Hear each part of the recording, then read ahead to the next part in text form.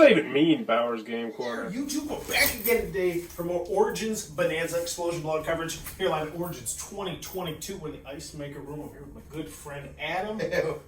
And right now, I'm very excited because we're checking out the We're Sinking, a Pirates Dillema. We sat down for this new semi-cooperative game from Ludimus Games. It's for 3 to 6 players, 45 to 90 minutes to play, ages 10 plus.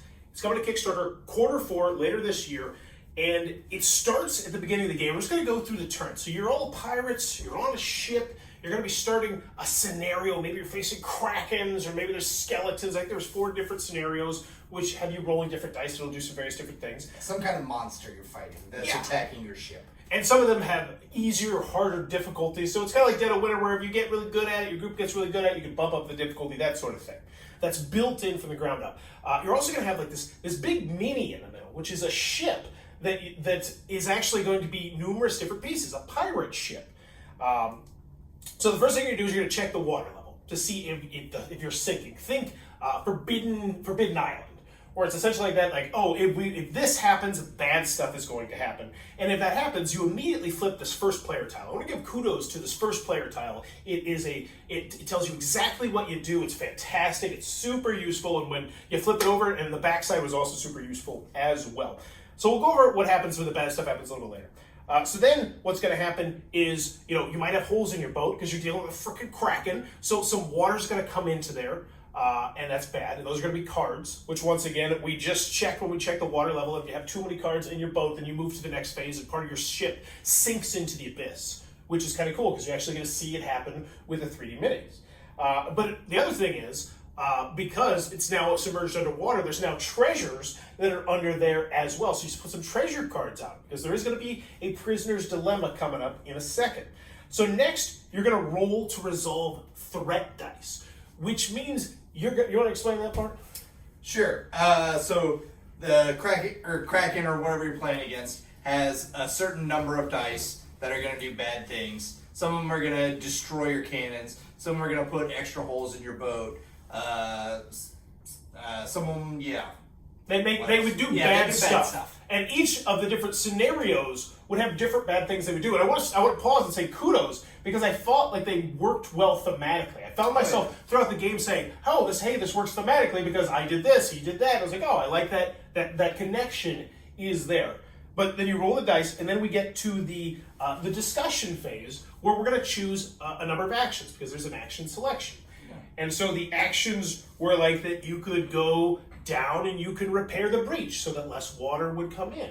Or you could potentially, take the bucket and you could go dip water out. But at the same time, you're also, going to be manipulating things in your hand because there's 2 different ways this game could end.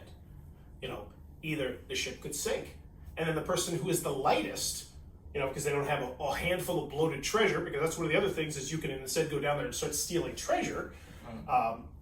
Whoever's the lightest wins. So whoever this person who is actually trying to let it work happen. Whereas if the game, you succeed and you end up defeating the Kraken, because one of the other actions you can take is you can roll dice and blow them up with cannons. And you can upgrade your cannons. That's a whole thing that you can do. And there's lots of unique stuff going on in this game. And the treasures had like different special ability cards on them. And I felt like the iconography on everything was really well done. It worked really well. I enjoyed the upgrading of the cannons. That was really cool. That could have been huge. Yeah, it made it so that you were more likely to hit. And I didn't understand that at first. But it's like, if we just focus on this one cannon or this one shot, it's like every time you hit, like it hits more. So and everybody can take the same action.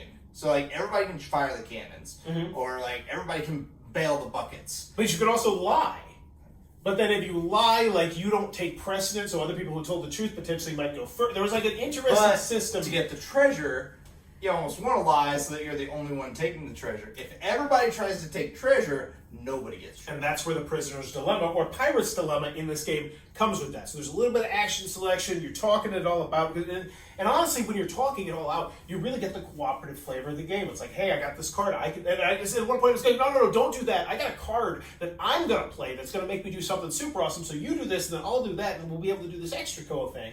But then other times it's like, I kind of want to lie to you because I want to go down here and maybe Well, and maybe you're just getting rid of all your cards, so you want to lie to them so that they don't go and try and kill the Krakens, so that you can swim away faster. So Play it either way. we tried it out. Overall thoughts? Like, what'd you think? I really enjoyed it. I thought it was very difficult. Yes. I felt like most of the name of the game is We're Sinking. Most of the time, I think your ship is going to sink. Well, we also did say we think that 5 players is probably going to be better. Right. Even 4 players would be. It goes to 5. 5 is the max. Yes.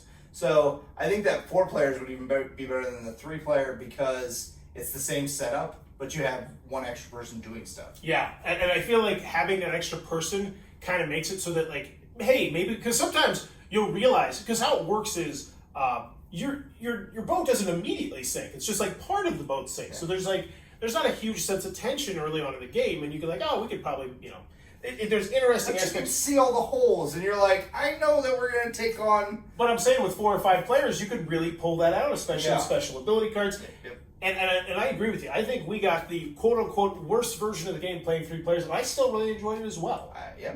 All right, here's the $1 million question. Would you want to add it to your collection if I was like, here's a physical game? Do you think it would make it in your shelves? That's a big one. That is a good question. I don't think so, because I think that it will be a difficult game, and people will think that they're losing more than they will think that they're doing cool things and winning. And you typically skew towards games that you think are going to be a little bit easier to teach. Yeah. Like just in general, because he plays a lot with his family, who you're slowly pulling Right. to the dark side. I give them a little more difficult games every once in a while, and then I have to back off. And you don't think they're quite up to this. For me personally, I do. I liked it. I feel like, honestly, for me, because I have so many games, and I'm just like, because I churn tons of content. I think this would be one where I would really enjoy the idea of getting it back to the table, but it just wouldn't hit the table as much. But I think it would find a spot on my shelf. I definitely do. I think I would get it, shoot a good review, and then it would sit there until it got dug out. And here's the thing.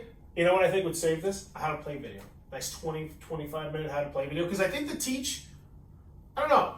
Our teach was a little bit rough. But I think it was his first time teaching, too. Well, yeah, I'm not dogging it. I'm saying I think we wouldn't have been in so many issues, and we wouldn't have had such a rough game, perhaps, if we would have known a little bit more earlier on, maybe. I bet if we went tomorrow and got the same guy to teach us, I think it would be a lot better. Yeah. Which I think makes it. I mean, it's even. So they're saying I don't think it's super difficult to teach, honestly. Okay. Yeah. But yeah, so here we go. We're sinking a Pirates Dillema coming out Q4 Kickstarter. Check that one out. It looks like it might be your cup of tea. I would say I would put a link down below, but I'm probably not going to remember. But if you're enjoying this content, please click on the subscribe button down below as I'm trying to reach 10,000 subscribers over our 10th anniversary of making YouTube content. Also, in the comments below, let me know. What do you think? What job would you want on a pirate ship? The pirate, you're friends with the captain. I mean, hell, you can be captain. He says, hey, I'm more willing to make you in charge. I'll put you wherever you want.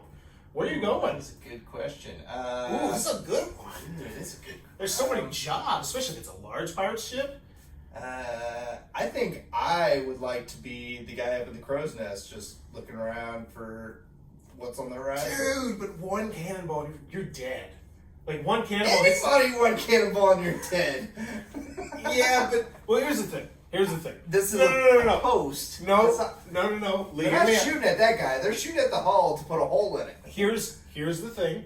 We're all essentially posts when we're standing up. Let's. So I'm a 5'10" post. All right. However, you at the top, you're like a freaking 100-foot post. There is so much more room that could have been hit. I think you're overestimating how accurate you can be with a cannonball. That's what I'm just saying. I think there's a lot of pirates who are like, man, that thing went over my head. I think that most of the time, that if they hit the ship, they're pretty happy about it. Okay.